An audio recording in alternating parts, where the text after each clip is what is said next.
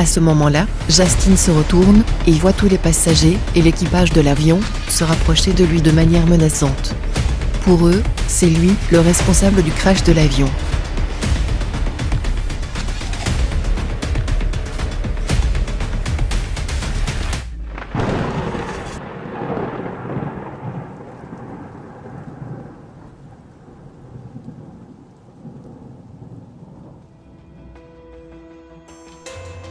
Lui, c'est Justin, un journaliste, connu pour son talent d'enquêteur.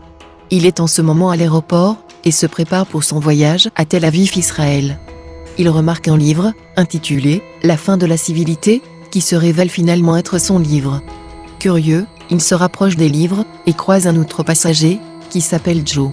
Joe reconnaît Justin immédiatement et lui dit qu'il est fan et aime son travail. Il lui demande ensuite un autographe.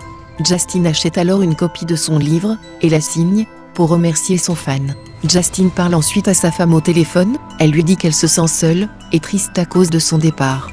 Il lui explique alors qu'il a vu quelque chose d'étrange, qu'il a persuadé de faire ce voyage et recueillir plus d'informations à son sujet. L'appel n'est pas encore terminé, mais une série étrange de coïncidences attire son attention.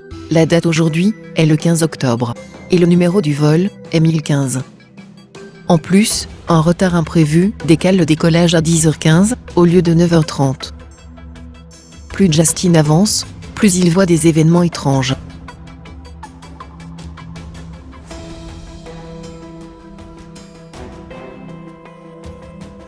Après une longue attente, Justin embarque, enfin sur le vol.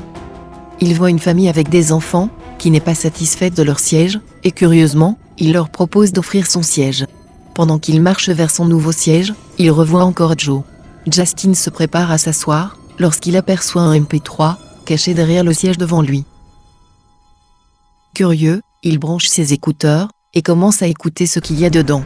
Il trouve un audio intitulé « Le mystère tragique » du vol 10-15. Apparemment, le podcast parle du vol que prend Justin en ce moment. Le podcast prédit que dans 1 heure, l'avion va disparaître des radars, et on le reverra plus jamais. En écoutant ça, Justin devient intrigué et continue d'écouter. Le podcast révèle ensuite le nom du pilote, ce qui inquiète davantage Justin, qui demande aux passagers assis à côté de lui d'écouter le podcast. Malheureusement, le passager prend un air dérangé et refuse méchamment sa demande, puis change carrément de place. Justin ne trouve personne avec qui partager son inquiétude et continue à écouter le podcast. Plus tard, le podcast annonce que l'avion va percuter un oiseau à 10h21. Et effectivement, à la grande surprise de Justin, un oiseau se fait en effet percuter par l'avion, exactement à l'heure annoncée dans le podcast. Dans une tentative désespérée de se ressaisir, il se précipite aux toilettes. Il essaye de se rassurer, en répétant sans cesse que le passé c'est le passé.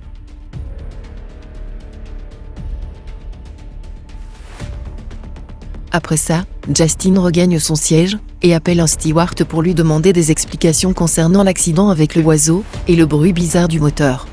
Le steward lui répond qu'il n'est pas au courant de ces incidents et refuse de laisser Justin parler au pilote. Justin, enragé, commence à crier comme il n'a jamais crié de sa vie. Mais il s'excuse aussi vite qu'il prend conscience de ce qu'il fait et promet de se calmer. Il retrouve son calme et continue d'écouter le podcast. Le podcast annonce de manière inquiétante que l'avion disparaîtra exactement à 11h15. Et les derniers mots du pilote seraient « Bonne nuit New York ». En écoutant ça, il devient encore plus agité et angoissé. Justin décide enfin de se lever et essayer de résoudre ce mystère lui-même. Il va à la recherche d'indices qui pourraient l'aider et découvre que les passagers peuvent voir le pilote à travers un écran. Le podcast explique ensuite qu'un appareil qui interfère avec le système de communication de l'avion peut être le responsable de ces circonstances mystérieuses. Justin devient suspicieux et approche 2 hommes étrangers qui étaient occupés avec leurs appareils. Les 2 hommes répondent que leurs portables sont en mode avion. Justin continue de leur parler agressivement, jusqu'à ce qu'un steward lui dit de regagner sa place. Justin apprend du podcast qu'un passager du même vol, qui s'appelle Igor Orlov, va témoigner contre la mafia russe. Justin commence à suspecter alors que l'avion est peut-être piégé par la mafia russe. Il va plus loin dans sa réflexion, et aborde l'idée qu'il y a de grandes chances qu'un Marshall sous couverture soit présent sur le même vol, et pourra avoir plus de détails sur ce danger qui menace l'avion. Avec ces nouvelles informations en tête, Justin se lève encore une fois, et va retrouver une hôtesse, et lui dit qu'il veut parler au Marshall. L'hôtesse, agacée de ses demandes persistantes, lui demande de lui rendre une énorme faveur, de rester dans son siège. Vu que personne ne l'écoute, Justin va s'asseoir à côté de Joe, et se confie à lui. Joe, étant un pilote lui-même, dit que les Marshals possèdent en général un esprit trompeur similaire à celui des terroristes, le poussant sans le vouloir à chercher dans le bagage des passagers russes. Pendant qu'ils sont en train de dormir, Justin fouille dans les effets personnels des Russes. Quelques passagers le regardent, mais cela ne l'arrête pas. Justin essaye d'ouvrir le compartiment à bagages supérieur, et fait tomber un sac sur l'un des passagers russes. Une dispute entre les deux éclate alors, et Justin ne se retient pas, et fait peur à tout le monde en disant que la mafia russe veut éliminer Igor Orlov. Igor lui-même sort de la première classe, paniqué et angoissé. Pour résoudre ce problème, le commandant de bord a dû sortir du cockpit et mettre en garde Justin pour ne pas causer davantage de problèmes. Les passagers commencent aussi à le filmer, ce qui a obligé Justin à retourner s'asseoir silencieusement. Après ça, il rallume le podcast et continue d'écouter. Le podcast annonce alors une nouvelle choquante, un homme du nom de Justin est lié directement à la disparition de l'avion. Le podcast continue, en jouant le son de l'altercation que Justin vient d'avoir avec les Russes. Cela laisse notre acteur principal complètement sans voix, et avant qu'il ne puisse réagir, le commandant le prend et lui parle de son comportement qui sème le chaos sur l'avion. Justin met en garde le commandant de ne pas prononcer la phrase « Bonne nuit », car ce sera la dernière avant que l'avion disparaisse. Le commandant est convaincu alors que Justin a des problèmes mentaux, et qu'il passe par un épisode psychotique. Le Marshal se montre, et arrête Justin, car selon elle, il met le vol en danger. Justin est assis maintenant à côté du Marshal, qui lui promet de recevoir l'aide psychologique nécessaire à l'atterrissage. Il essaye de la convaincre qu'il n'a aucun problème mental, et qu'il a en sa possession la preuve de tout ce qu'il dit. Mais le Marshal se lève et va parler au commandant de bord. Joe, profitant de l'absence du Marshal, vient s'asseoir à côté de Justin, et lui dit qu'il le croit.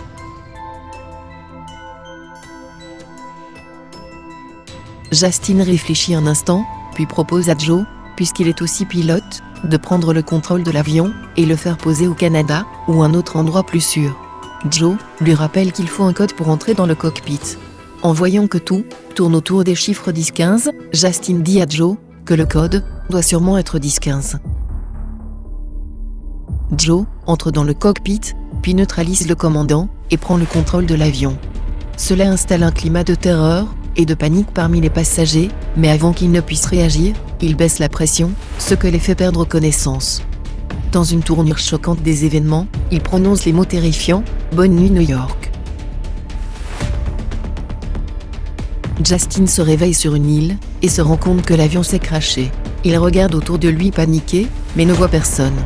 Il retrouve le même MP3, et décide de l'écouter encore. Le podcast continue en disant « Une recherche massive a été menée pour retrouver les survivants, mais ils n'ont rien trouvé. » Plusieurs jours plus tard, un navire cargo découvre une petite île où tous les survivants sont retrouvés, à l'exception d'une seule personne. Le podcast continue de souligner que Justin n'a pas pu être retrouvé sur l'île. À ce moment-là, Justin se retourne et voit tous les passagers et l'équipage de l'avion se rapprocher de lui de manière menaçante. Pour eux, c'est lui le responsable du crash de l'avion.